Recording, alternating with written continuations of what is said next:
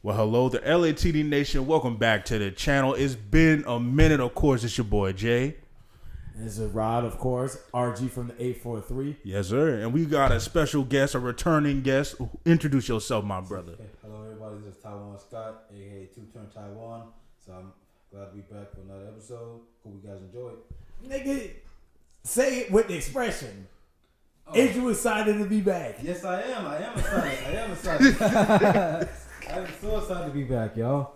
Yes, sir, I'm good bro. to be back, y'all. So today we're going to be looking at the details of what happened last weekend with the NBA Finals and then the College World Series starring yours truly, Coastal Carolina. You already see he got the teal little cast on his arm, you know what I'm saying? Yes, sir. It shines up. But yeah, no, it's been a minute since we've done anything sports related. Probably since last year, for being honest. No. Oh, yeah. I know when. My fault. The Super Bowl. Since the Super Bowl, you're filming the Eagles one fly, Eagles fly. Got the chain on right now. That feel like it was last year at this point. Yeah, low key. Yeah, man. A lot's been going on. That's why we've been kind of lackluster with some of the videos. But I mean, we got movie reviews up right now. Go check those out. But let's get into it, bro. I gotta ask you, Ty. Mm-hmm. Sports is really your domain. Yep. Hence why we brought you on, because you kind of like the resident, I guess, sports analyst for LATD. You know, you kind of bring topics and kind of, I guess, perspectives that me being more of a casual sports fan, that I might not necessarily see. So yeah, it's always good to come on here, you know, get your opinion on stuff, see where your head is at, especially with something as monumental as, I guess we could get started on Coastal, because I mean, you were there. Yeah, and I was there. You know, full disclosure, I don't know if we've ever, you know, mentioned this. I'm, you know, CCU alumni 2022. Yep. Same here. Mm-hmm. That's how we met, actually. We met all the way back in, what was that, 2020? 2021. But we really started hanging out in 2021. So, you know, it's been a minute. You know, Coastal is a big, I guess, sort of, I guess, staple. Yeah. I guess you could say, with our friendship and, you know, our community. Mm-hmm. Because, you know, a lot of people that we know to this day that we're friends with, they also went to Coastal. Mm-hmm. They're doing their thing. So, you know, Coastal has always kind of been sort of a home, sort of my second home, a guiding force. Definitely. Yeah. Now, you got to let these folks know where you be at every other weekend. Yep. I be at Conway, South Carolina, supporting the Sharks, man.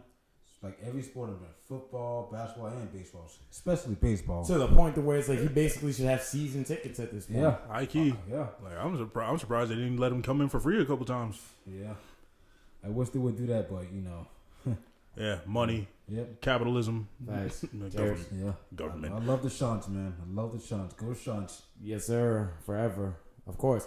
Now I go out there when I can, but you know, this guy, he's a different breed. Yeah. He always been a little bit. Always enthusiastic is a good way to put it. Right. I mean, I'm not a Coastal alumni, but because of, rest in peace, our friend Pat, because of him is why I want to be a part of the Coastal family too. I kind of wish I would have went, to be honest, when I graduated high school. You would have had the time. Time studying, first and foremost. Oh, yeah. Studying. It's not a party school like people think it is. But as I say, I you know, let me digress.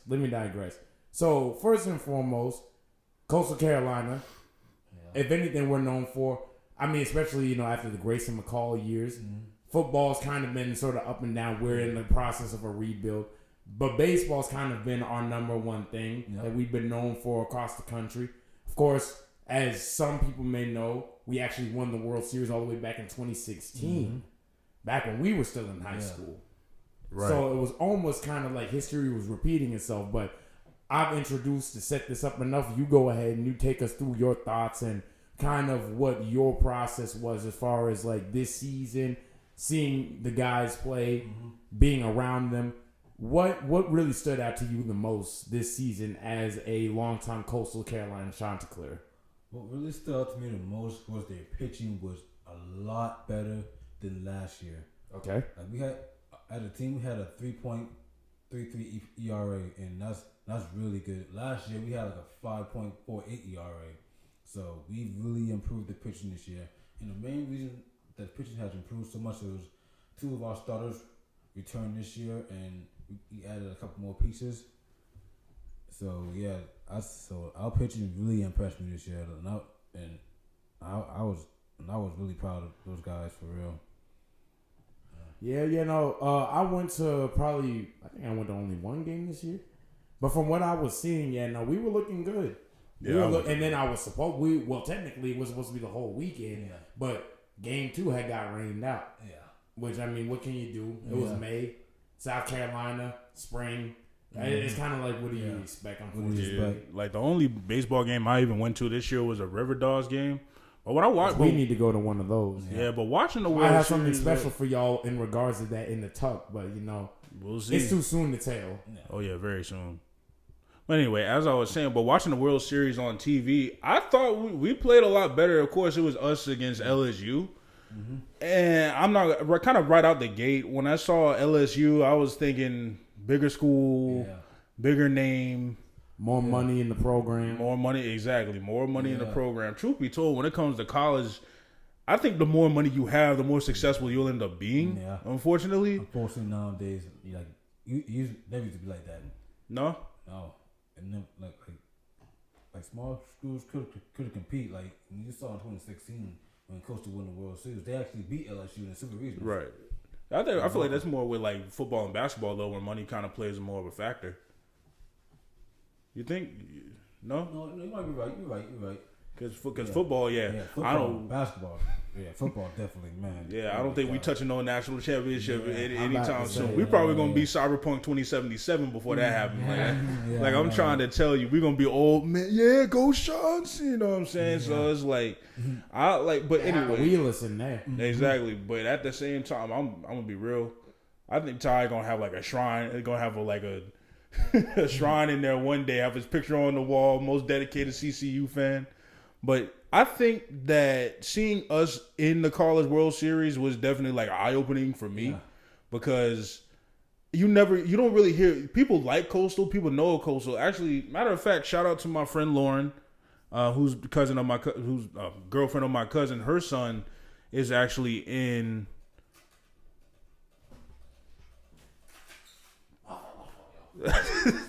her son is actually being scouted by Coastal. So if she lives and they're all the way out in Texas. So if he comes here, I'm definitely going to more of the games.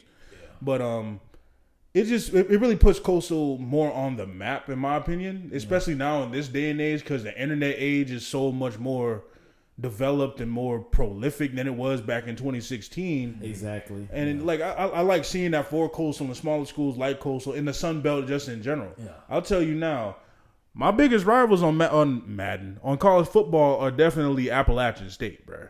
Yeah. App State was giving I had to restart the game multiple times because I didn't want to lose. Which is funny because I think our very first televised game ever was against Appalachian State, and that was right. Of course, that was right after we graduated. Mm-hmm. That was literally the season after we graduated, and I remember baseball. I was still at no football because I remember I was at the old job at the time, and my boss, my GM. The one that I actually liked, the one that I had respect for. Right. He went to Appalachian State because, where I work from, born in Boone, they're from Boone, North Carolina. So he went to Appalachian State. That's like right across the street from the restaurant location. And I remember coming in the day after, I think we played a Thursday night. And I remember coming in that Friday morning. I'm like, hey, you see we won, right? He's like, get to work. But seeing us on the College World Series stage, I hope this changes the perception of Coastal, y'all. Exactly, because Coastal really is not a bad school at all. No. Even the Sun Belt Conference, even though it's kind of I wouldn't say bottom of the barrel, definitely not, but it's definitely not upper echelon like the SEC, ACC, Big 12, Pac-10. No, not Pac-10, Big 10, Pac-12, and then other various conferences like that, like Oregon and this, that, and the third. Yeah. But we really held our own against LSU, and we really put us up on the map. We did, and also the quote that was no Cinderella story. Like our head coach even said that this is no Cinderella story. We belong here. I think I did see him say that. Yeah. And also we won 26 straight games too before losing to the LSU. 26 straight games. Sweeps? Yeah. Wow. Think about that. 26 straight games. So yeah, I was honestly not surprised. Well, I was a little bit surprised, but I honestly wasn't surprised because I know a team could compete with anybody. So right. But to see us in the College World Series, man, I was impressed. And I went to like the regionals and the super regionals. Like for the super, we got beat Auburn, which was the national 4 seed at the time. So that's crazy. Yeah, Drove all the way to Alabama. I was there. No wonder your car was in the shop. Yeah. I drove 6 hours from Charleston, South Carolina to go support them. So yeah, I just can tell I'm a diehard fan. Like I would drive dedication. anywhere. This man went to Omaha, Nebraska to see them play. Yeah, I literally flew. And it was funny too because like we were just randomly talking, and we were just kind of like having a conversation about, oh yeah, no, Coastal about to be in the World Series or whatever. And then out of nowhere, you just dropped the bomb. Oh yeah, I'm gonna be in Omaha. Yeah. What? Yeah. Exactly. Truth be told, I thought that when they said a World Series, or I thought we were like in like a playoff type round in a playoff type setting. So College World Series like the eight teams go. They play a double elimination. Like they got two brackets.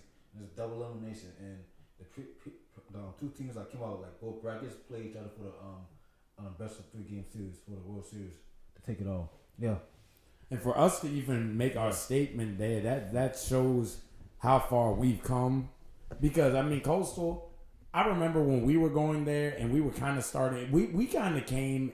It's sort of kind of a golden age. Yeah. Because we came in the Grayson McCall era where we were starting to get known for our football too. But unfortunately, that was during COVID at the same time, so we couldn't really celebrate it and really revel in it as much as we should have been able to. So Coastal has always kind of been, at least from the time that I've been a part of the Coastal community, it's kind of been struggling to sort of gain its momentum and kind of be seen on a bigger stage.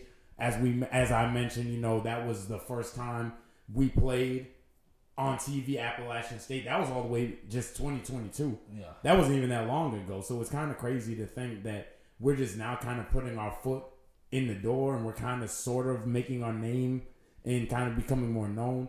We still not a USC or a Clemson, but slowly but surely, I think that Coastal, we got something to say. As Andre 3000 once said, you know, South got something to say. Particularly this school right here, you know? Exactly. I'll say this might be a controversial subject.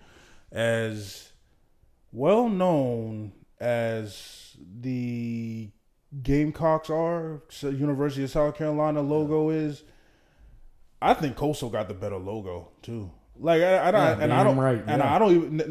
not being biased or anything. This is my honest opinion. Because I remember I looked at the history of the school and everything. You know, I wanted to get to know how as much as I could about my dream school. Yeah, for school my friends went to. You know what I'm saying? Love y'all, bros. Yes, but sir. it's like our logo. I remember we were pretty much just subsidiaries. Is that the word? Your guess is as good as mine. I'm gonna look it up later. I think I'm using it wrong. But we were pretty much just like kind of hangers on, or like the sister school. Or the younger cousins, pretty much, of South Carolina. The ugly stepsister or step sibling. Like little brother. It's just, thank you. Okay, yeah, that's way way better. Yeah. I wouldn't say ugly stepsister, but I remember the CCU's logo was literally just the South Carolina logo, just teal. Yeah. And I'm like, this is pretty fucking sad. I'm not even about to lie. Golly.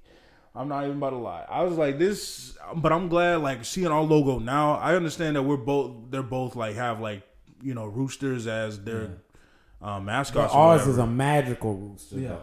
Right, from the Canterbury Tales. Yeah, Y'all know about It's that. a magical rooster. Yeah, I like that logo for real. And I love our logo. I love our logo. And the Chanticleers, I don't know much about, like, that's why they're called Chanticleers, but I think that's better. I mean, Gamecocks sound cool, but Gamecocks sounds very much like a pause. You know what I'm saying? Like, I'm not even, but like, I love South Carolina. I'm a fan of South Carolina, but that name has always bothered me for the longest. Why couldn't you just call yourself the Fighting Chickens or something? Like, does that sound any better though? Does that even sound intimidating? I think Gamecocks is like. Yeah, I was about to say I think is the unique good name for it. Yeah, I agree, but it's like I'm just joking. But Chanticleer for me, like I was like, okay, all right, just swag. But I'm glad that we really stepped away from being in. Yeah. Well, I guess we kind of, in a way, still kind of are, but we really made a big step away from being in the shadow of South Carolina. I can agree to that. And, that's, like, And I love both. And I love years. both. And I love both schools. Don't get me wrong. You know what I'm saying. Clemson, go to hell. But in the Death Valley, boom, die. Anyway, there, though, I ain't gonna lie. Them Clemson folk, they know how to have a good time. Right. I ain't even gonna lie. I've been in there 2023. Boy, them tailgates make Coastals look like nothing. Yeah. I ain't even gonna lie. As much as a Coastal diehard you are, you would have had a good time out there. Them folks know how to have a good time. They get out there early for the night game. Say the night game is 7:30, 8 o'clock at night. Them folks is out there around 11. Shit, probably even earlier than that. And they partaking in substances, as legal responsible adults, probably. But I do rock with Clemson too, though. Death Valley's an experience. I'm not gonna lie. That was probably one of my favorite experiences I've had post college. Funny enough, I had to say. Funny enough, my uncle went to Clemson. Graduated top of his class too, I believe. Oh, nice. But this man was smart. Like, got his own business too. Shout out, Unc. Love you. I wish that I had visited Clemson when I was in college, because them folks is lit, boy. I ain't gonna lie. USC lit too, USC is lit, man. What? I went to a Columbia game. Probably we went to one last year, and then I went to one the year before. Those folks know how to have a good time. Now, I love Coastal. I know we have a reputation as a party school, but those other schools, we got to get like them if we can be considered like that. Because boy, I will say this, lit, man. I will say that Coastal is definitely a party school, because I never seen people party from sun up to sun down. Oh yeah, we wake up like that. Yeah, like I woke up like that anyway. But it's like the first time I went out to Coastal, I was this was like September of 22, so I was still working at Mercedes at the time. Shout out my peoples at Mercedes. Some of them left there or got fired or whatever. I don't know, but anyway. But shout out them. Y'all know who y'all are. But when I was still working at Mercedes, I just came up to see y'all. One little Coastal football game, and I'm like, okay, yeah, this is lit. I gotta come back. Next thing you know, I look up when one of y'all mentioned like coming to the homecoming. I said, bet. When's homecoming? The weekend of my birthday too. I said, bet. I put in so much time off for that. I did that. I put time off months in advance for this. I took off that Friday through that Sunday. Well, just that Friday, but I took off that Friday and everything, and I saved up my money good until certain people named my mom and my sister just had to let me put my name on certain things to buy for them that they didn't even use. But that's a story for another day. Love your mom and sis. But the thing is, and when I went out there for my birthday, that was one of my best birthdays I ever had. Oh yeah, no, we had a time out there. I remember it like it was yesterday. We were 22. We were young, man. Oh yeah, that's crazy. Young. Like, I remember just the energy of it. Yeah. Because this was like, this was still kind of during COVID, but sort of after. This was when things were starting to open up a little bit. Yeah. And this was when, like, I feel like we kind of had that opportunity to have, like, a real college experience. Yeah. We went to the tailgate. We were out later on. I think did we win that game? That game that you had came up there for? I can't remember if we won it or not. No, we did, because it was like the throwback uniforms when they were all teal and then the white helmet, throwback helmet. I think we won that game by a lot too. Now that I think about it, and energy was through the roof, because that was when Grayson was still there. So that energy was Coastal back then was different. Yeah. Well, I'm glad we went in the time that we did. I just wish that COVID didn't really kind of put a bump in the road. 2020 would have been legendary. Boy, Pop Smoke music was going crazy. A little bit. We showing our age. Pop Smoke, Lil Baby, Dub Baby. Boy, back then, it's just like the energy was different, But, I mean, it's good to see the school is still progressing and still improving and evolving. Yeah, I think since we've left. Yeah, I think our football team is going to be really good this year, too. I hope, at least. Like, I need them to be good this year, for real. Yeah, me too. Sure, definitely. But back to this game, though. Another thing I'll say about the game, too, when I saw LSU, it did break my heart, though, because we played a good game. Yeah. We played a really good game. Like game one, we held them to a point. But we didn't score any ourselves. It's like our offense was just kind of offense. Yeah, our offense gonna come up big for us, man. But defensively, no, we were like one of the best teams in the nation. Like, in terms of ERA, pitching, defense. Like, we were like one of the top 5 teams in the conference. in the country. Excuse me. Yeah, and I remember like a couple of them did get on base with a couple of good hits though. Yeah. Like they had like doubles, but then we would still stop them too. Like Yeah. LSU was nobody to play with, but we weren't either. And then Yeah. I don't think I saw game 2. And that's why I wish it was best 2 out of 3 or best 3 out of 5 instead of 2 out of 3, because I feel like that would have kept the tension up a little bit more. Because when you just win 2 games in a row and then that's it, you know what I'm saying? It's the College World Series. Let's make this like draw it out a little bit. Exactly. Let's make it an event, kind of like the NBA Finals, which we'll get to that soon. But yeah, I just think that I'm really glad it put I think it put Coastal on the map too for a lot. It was a good look for us. Yeah, it was. Regardless, it was a good look. Just us being there, just our name being in that conversation, that right there says everything that needs to be said. But if we had won too, Oh man, we got one. boy, the application would have been going through the roof. That would have been crazy. Could you imagine the energy like that, like coming back to school after that? As those guys, Shit, imagine how rock it was in stars, 2016. facts, exactly. Like imagine how that thing was in 2016. And then because you gotta remember the culture and everything, not just in baseball, like the music and everything. The music, the culture. Uzi was going different. crazy. Future was going crazy. You got freaking race car with Black Beatles. Too. Migos was going crazy. Boy, I can only imagine how Coastal was back. Oh my god, that thing must have been crazy. I know some people failed out of that. Had to. My ass would have been distracted. I can tell you. What I'm I'd trying have to been tell right you. there with you. I'm trying to tell you, but yeah. But anything y'all wanted to say, before we get to these NBA finals, any closing thoughts on Coastal? Yeah, one last thought I'm saying, man. I hope we go back there pretty soon. We had a great season.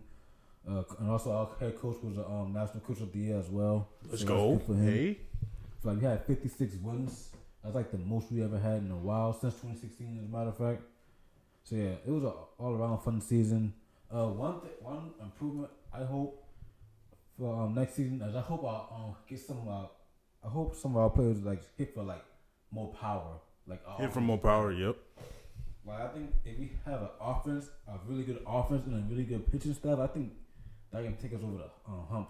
So And I will say this. And another thing that kind of put Coastal on the map too was the fact that they were in college football 25 that came out last year. yeah, One of the most anticipated video games in years, because NCAA got canceled because of NIL deals and they didn't want to pay the players, which was dumb for some reason. They didn't at the time, but now it's all back. They put that's a way to put Coastal on the map too. Like they had Noah Kim featured, Vasco, Christian Washington, and all of them. So hey, shots up. You feel me? But now the NBA Finals. Now, what was y'all thoughts on this?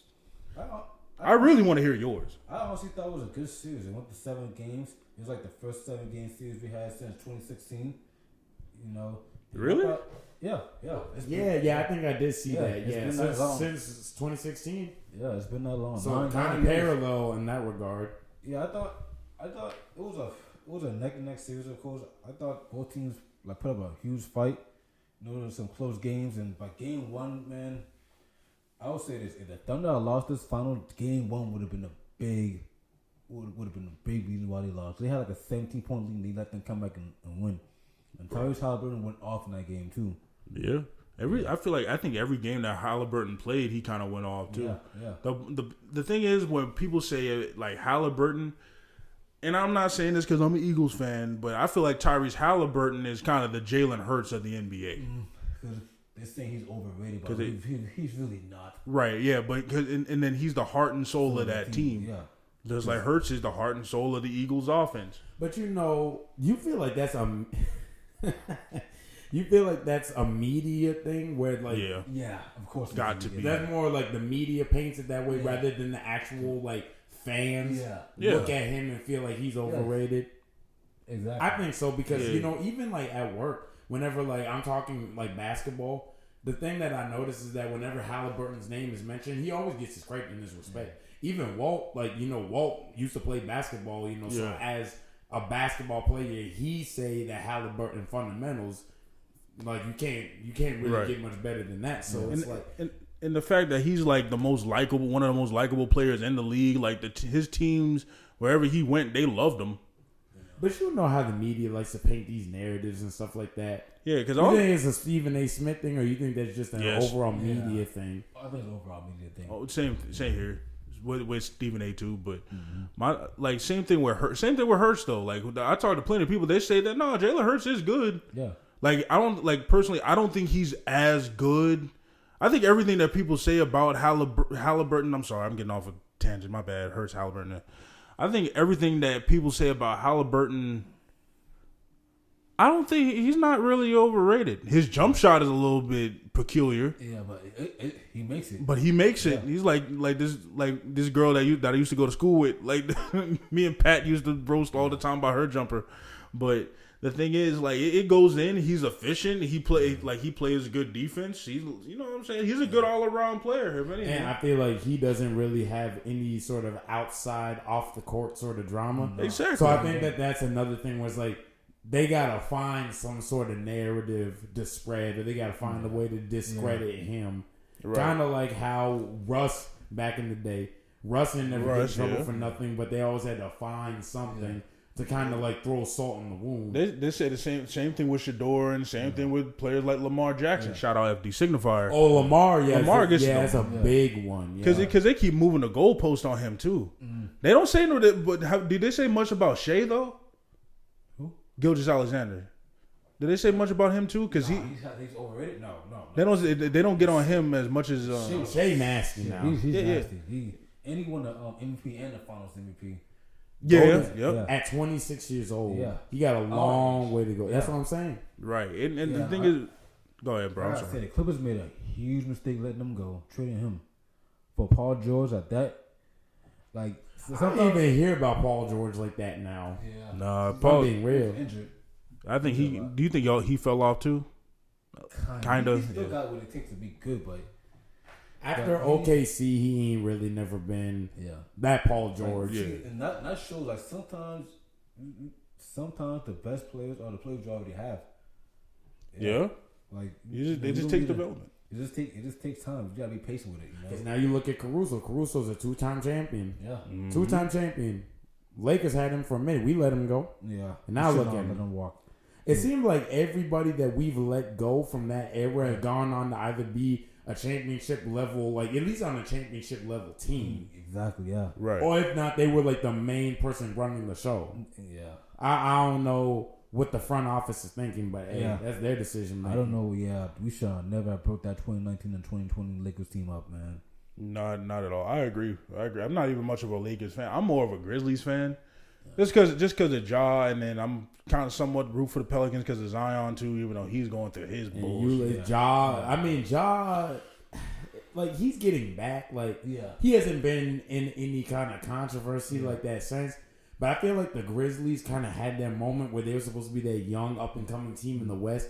But I think that injuries and just a bunch of that foolishness kind of like they kind of missed their moment. They kind of fumbled their momentum because they got rid of. They got rid of Dylan Brooks. Yeah, they got been in and out. They got rid of Bane. Yeah, Desmond Bane. Which I don't know why they did that. Bane was probably one of our better shooters on the team, and then they got rid of Steven Adams a couple years ago. I'm like, don't. Why didn't they? When they get rid of Steven Adams, they got rid of him like a year or two ago. Yeah, something like that. Yeah, I know they got Steven Adams, Dylan Brooks, Desmond Bane, everybody. Like the main guys that were contributing, you let go of.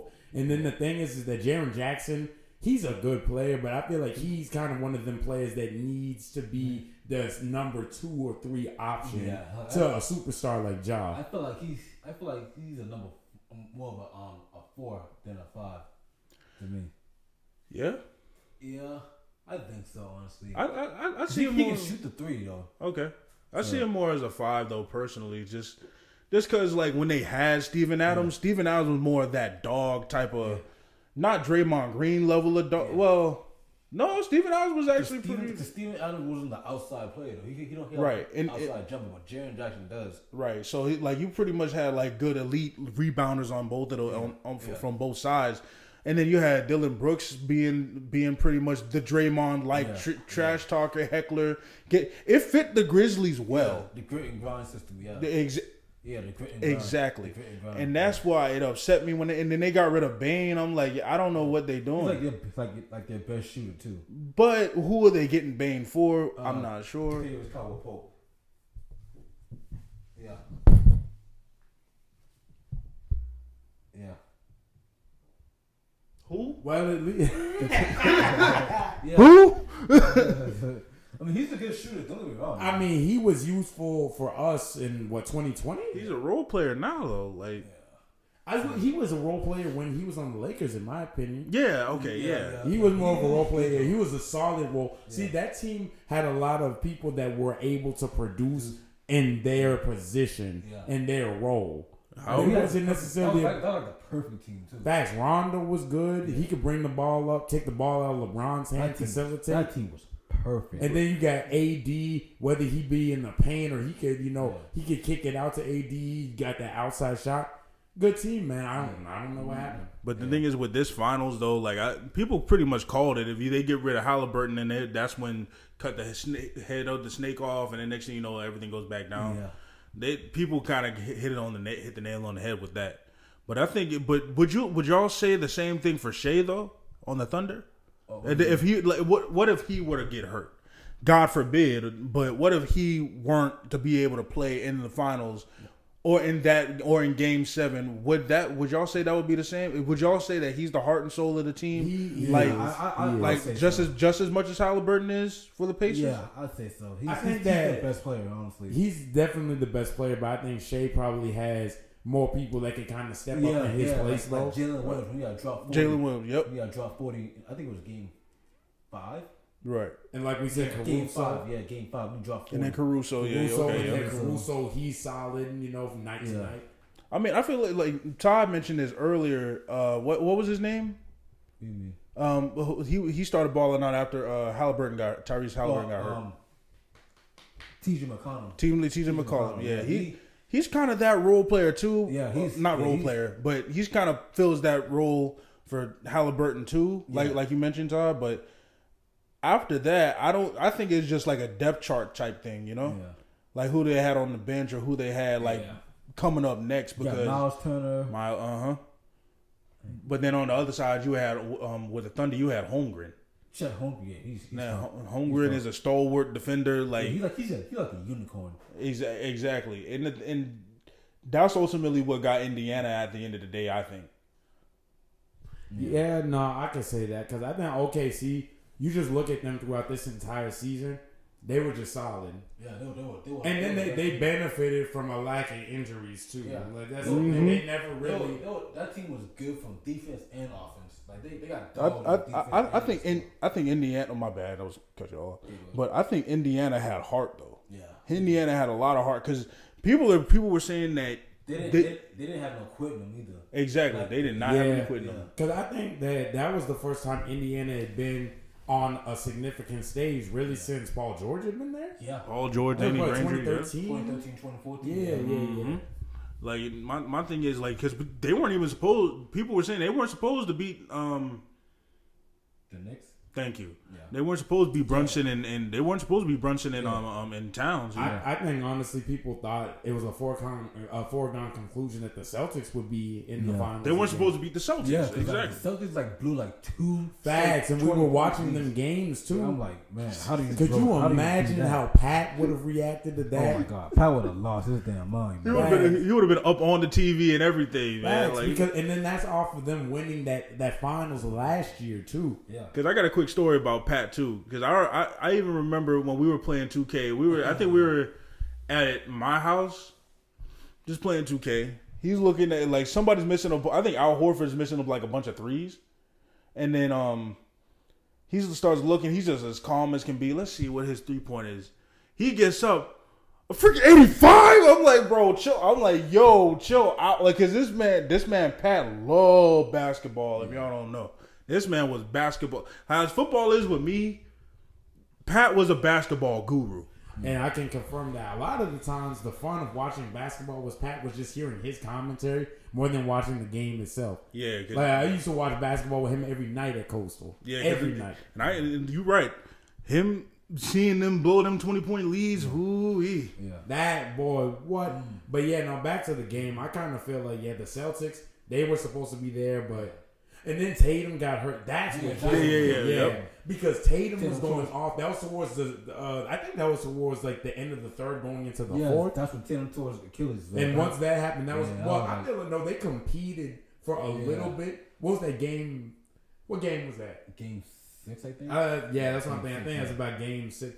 Yeah, it would have been game 6. They would have been about to be close. They got absolutely blown out. No, yeah, that was game 5. That was game 5? Yeah, they got absolutely blown out in game 6, though. Yeah. I mean, they looked competitive at first, but then after a while, without Tatum, Brown didn't step up at all in that. I think you said that was game 5? Game 6. Game 6, yeah. Brown didn't step up at No, all in no, game he didn't 5. play- he Tatum didn't- was doing everything down the Yeah, stretch. he didn't play well at all. Yeah, Like I think Brown was kind of like Harden when he was on the Thunder in the playoffs too. That's kind of how I equate Brown's play to, at least at this point. Brown. The thing is that Brown even won Finals MVP last year. Yeah, and that's which is crazy. Yeah. And that's a crazy. Yeah, exactly. I think the league kind of slided Tatum on that. To be honest with you, I feel like that's Tatum's team too. That's the thing. Like Tatum, even he was even on the cover of 2K25. Yeah. Like I feel like Tatum should have got that one, honestly. I agree, Yeah. but with this game though, I really wanted the Pacers to win just so they can get a chip too. But I was, if I'm being honest, I kind of was leaning toward the Thunder more because they had a more cohesive team, and they could how can I put this in anime terms? Halliburton in the Pacers were like Pokemon, while and y'all will get what I mean when I say this. For any of my Pokemon Digimon fans, and the Thunder was kind of like Digimon and their trainers. Digimon and their trainers were more independent without each other. You know what I'm saying? The Digimon were more independent without their quote unquote trainers, while Pokemon were all dependent on him, all dependent on their trainers. Halliburton being the trainers and everybody else being the Pokemon. I can see that. And the Digimon and the thing is, was like we said, as soon as Halliburton went down, what could they do? What could they really do? You know, they had McCollum, but what else could they really do without their leader at the time? While everybody else could pretty much on the Thunder could pretty much have done what they wanted to do. You know what I'm saying? I think that analogy was terrible, but hey. What we talking from the Pacers said this, like it sucked the air right out of us when he had said that. Yeah. And see, he shouldn't have said that. Yeah, that let you know. When did he say that? Did he say that during the series or after the fact? After the press conference. Yeah, it was game 7. It was still during the series though. Yeah, it was game 7 when Tyrese Halliburton got hurt. Okay, yeah, that's right. Because Shea even went back to their locker room. Yeah. He had checked on Halliburton, see if he was all right. You didn't see that? What? So Shea went to check on Halliburton. Yeah, Shea did that. That was a good sportsmanship. Yeah, for sure. Yeah. Shea's a class act. I like Shea. Yeah, I like Shea too. But I think this kind of shows that the era of like the super team is pretty much completely dead. I think so.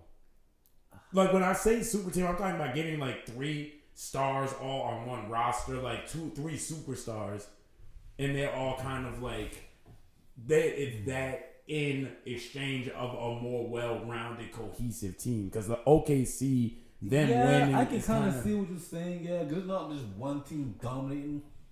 It's not like how it was like the 2016, 2019 years. The 2019 years when everybody was expecting the Warriors to make the finals and all that. Now you got like even in the East and the West, now you got like it's more teams. Even now. It's a lot more even. You got the Knicks, the Celtics, the Pacers. Yeah, you got all them teams that can. The Magic too. Yeah. When was the last time we had like a super team? Too. Yeah, exactly. When was the last time we had like a super team with like all like these big, huge superstar names? It's the 2017 Warriors for sure. And then you like the. I'll even go. Oh, my fault. Go ahead. No, you good. Because, like, for example, like, when they tried to do that with the Nets, they tried to have KD, Harden, and Kyrie, and that didn't work. And that's why I was going to say it's definitely with the Nets. But I'll give you this. that last working super team was the Warriors. Was the Warriors, exactly. And because 2016-17 had KD on there, Draymond, Klay Thompson, Steph Curry. So they had lost to Kawhi. They had lost to Kawhi and the Raptors. Yeah, in 2019. And that wasn't even really a super team. That was just a really well-rounded team. Who was on that team? Kawhi Leonard. We had Pascal Siakam, Fred VanVleet. Yeah, that's right. Yeah. That's what I'm talking about. Right? I just like when you get in your bag, bro. That's just, VanVleet. I remember he was solid on Nick that. Nurse was the head coach too.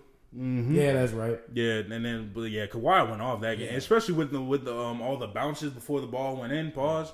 Like I just like that was always be an iconic moment in NBA history. That's because everybody was because Kawhi was like kind of leaning, looking to see if he was leaning too. Yeah. I remember the picture, like just seeing that on House of Highlights the next day. Yep. Everybody was talking. Kawhi was on a legendary run. He went off. Kawhi tore through the Eastern Conference to get to that finals. Because I'll tell y'all, because Rodney, you are right about this being like the end of the super team type era. I think it's kind of been dead for a while now. Yeah, in terms of it like really being the go-to way to win championships. Yeah. I think it's kind of been dead. Yeah, because it's like, because I started noticing that too. How everybody will draft the next player, like how they drafted Holmgren, they drafted they traded Shea, but they drafted Holmgren around them, and then how they did Zach Edey for the Grizzlies, and that's another one for the Mavericks. Luka for the Mavericks, like more cohesive teams are being made instead of just trying to be you know what I'm saying? You get what I'm saying? Like, because you look at like what they tried to do with the Lakers, 2021, 2022, when they tried to have Russ, AD, LeBron, Carmelo, man, like that was nothing. Westbrook. Man. That was on and Dwight Howard too. And Dwight Howard, Dwight Howard at that time, man. I remember, and Chuck said it best. He said it best on that episode of Inside NBA. He said this team would have been real good in 2010. I mean, that's true. That would have been a monster team. That would have been like the greatest team ever assembled in 2010. Right, because that's when Dwight Howard wasn't on his bullshit. Like my thing is, Dwight Howard. Little sidetrack. Dwight Howard will always be in my top 5 favorite NBA players of all time. At least the Magic version. At least like that's why I became a Dwight Howard fan, and it broke my heart to see him kind of go into obscurity like that. He's kind of like the Cam Newton of basketball. If we being real. Yeah, that team was. I hate to say it, but you had that magical run. You go from being superhuman, damn near, you get hurt. And then you come back and you never ever the same play. That's what happened to Cam. And that's the thing. Dwight didn't get hurt. He just became. He just lost. I don't know what. I mean, he lost the magic. I guess you could say.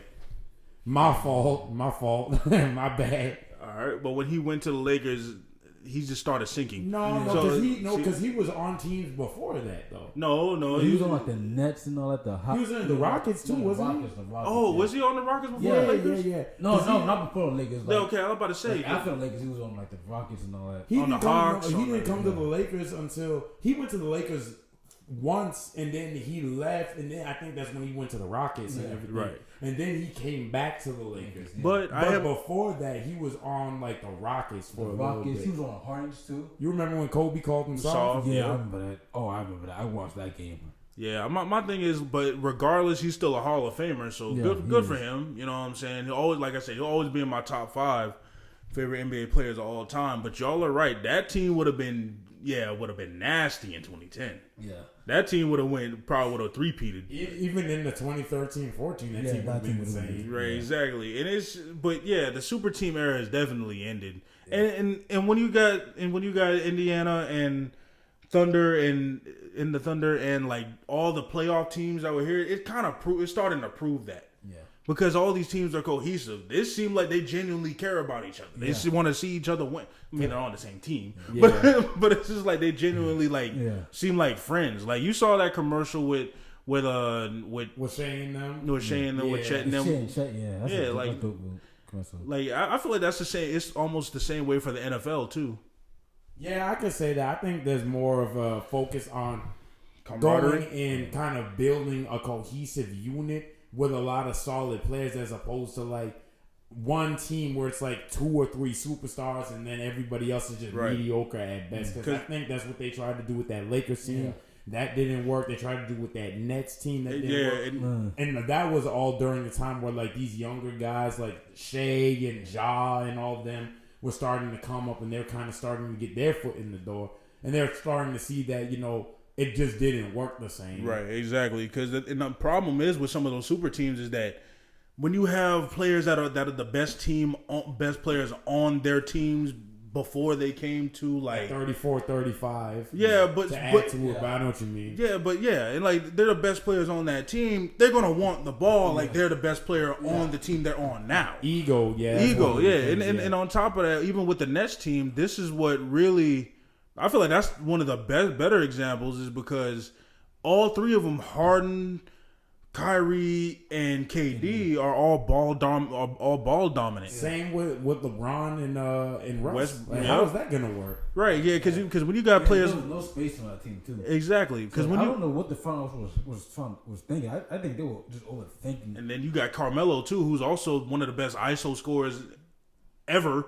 And it's like, but this was Melo out of his prime at this point. This was Melo after he got cut. But the thing is, the Rock. No, was it the Rockets? It was the Rockets. Yep. No, I thought it was OKC. No, it was the Rockets. He got traded from the Thunder to the Rockets. Then he got released from the Rockets. No, because I think he told like a story about who was the Rockets head coach at that time. I can't remember who it was. Who was the Rockets head coach? It was during those OKC years. It was Paul George and it was Russ. I'm not sure. And Melo had came like 2017, 2018. Yeah, that's Thunder. I can't remember who that was the head coach, but basically for the Thunder. Yeah, for the Thunder. Yeah, Billy Donovan. I can't remember. It's either the Thunder or the Rockets, but regardless, the coach came to his hotel room and told him, "You're not suiting up tonight." Oh yeah, I do remember that. Yeah, I cannot remember who it was. I can't remember who team it was, but I know that's when Melo got told. Right. And that was when Melo. This was after. Yeah. Okay. Yeah. No, because this is like Melo after like the Nuggets years. Of course, this is Melo after New York. So this was like Melo after he went on like that legendary run. Right. Yeah. Where he was like taking care of business for real. Right. But you already know Melo. Mike D'Antoni. Mike D'Antoni. Yeah, okay. Right. Yep. Yeah. I thought it was him. I had a feeling it was him. Because the problem is with Melo, he always was kind of like, if I could give him an NFL counterpart, okay, I wouldn't say Antonio Brown, but he was kind of like, he's not. Yeah, he in a head case or nothing like that. But he was kind of like Terrell Owens. Always kind of had an ego about him. Yeah. Always wanted the ball. Always wanted it. You know what I'm saying? Even when Jeremy Lin got there. Yeah. Got to New York, he was hating on Jeremy Lin. Yeah, because. But I wouldn't say but the difference is T.O. wasn't like much of a hater. He was just more of a head case. No, T.O. wasn't even much of a head case. He was just talkative, and he just anyway. Because wasn't Melo talking trash about Jeremy Lin while he was on the bench and he was hurt? Yeah. Because I think Jeremy Lin, Lin saying and everything. Once Melo got back, Melo's like, "What the hell do you think you're doing?" Like, right, this yeah, is my team. Yeah. Right, exactly, and that's why I always like have respect for Melo as a player, but as like a person, I'm like this dude's kind of an asshole. Like if we being real, for that at least. They But say the same thing about CP. They say the same thing about Chris Paul. Yeah, they've been saying Chris Paul's an asshole. Yeah, because I remember him. You seen that one clip? Everybody remember this when him and Steve Kerr were laughing with each other. Yeah. And that, and then also it was that Warriors series where they were up and then the Warriors came back. Yeah. And then Chris Paul tried to well, actually, this is on Harden to be real, because Chris Paul tried to fist bump Harden and Harden was like, like he kind of like brushed him off. Oh yeah. Yeah. Harden was this around the time Harden became more of a head case in my opinion, because Harden had that moment where he had that fat suit on. Yeah, I don't know why he did that. Because Harden, and then they found him. He was in the club during COVID too, and he got suspended from team operations for the first couple of games. He got traded to the Nets, and then all of a sudden he's in shape again. No, in that case, I won't say Melo's the Terrell Owens of basketball. I think James Harden might be. You think so? Maybe I think it might be a combination of the two. I don't know, but Harden was an outright asshole, though, in my opinion. yeah, the only thing about T.O. was like T.O. was just cocky. You know what I'm saying? Like T.O. was just cocky. He was very opinionated, highly opinionated. Always get, you know what I'm saying? So, but anyway, like I think with this era of basketball, like we did an end of an era video like last year, I think. Yeah, man, the good old days. And Before we even had all this. Facts. And I think that it's kind of interesting that this, I guess you could say that video aged well just for like what we said back then, because I think that this final series kind of like proved our point with that video, that it was kind of the end of the era as far as like the LeBron, because when we really look at like deep into the playoffs, none of the guys that we grew up with were on center stage. Everybody had kind of gotten LeBron in them, got taken out. KD went out with the first round this year. Yep. Mm-hmm. Yeah, so yep. Kyrie and them, they barely made it. They made the playoffs. Kyrie injured. Yeah, I was about to say. But then Dallas, I thought Dallas made the playoffs. They did. Nope. I thought they won one overall pick too. Yeah, they did. Yeah, they drafted Cooper Flag. Yeah, I saw that. Yeah. That's another we could talk about the draft too. I forgot that was. I think night 2 is what, tonight.